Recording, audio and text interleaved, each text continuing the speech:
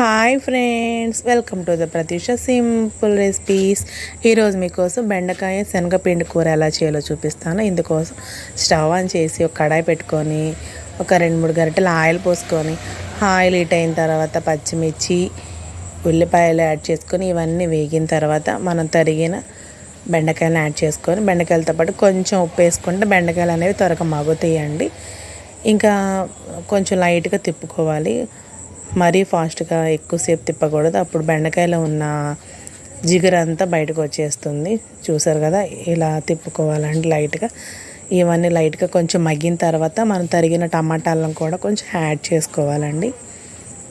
టమాటాలతో పాటు కొంచెం పసుపు, కారం ఇవన్నీ యాడ్ చేసుకొని టమాటాలు అనేవి మగ్గే వరకు, కారం అనేది పచ్చివాసన పోయే వరకు కుక్ చేసుకోవాలండి.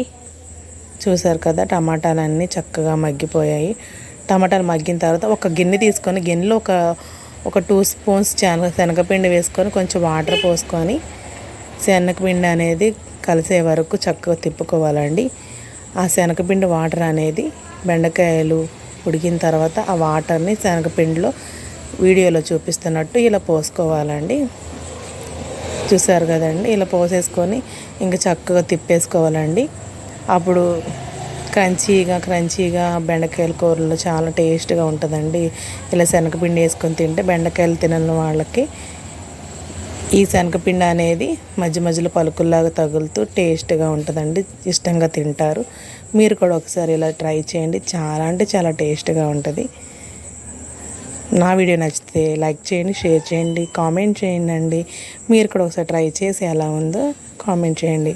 చూసారు ఎంత బాగుందో, మీరు ఒకసారి ట్రై చేయండి. అంతే సింపుల్. Bye bye.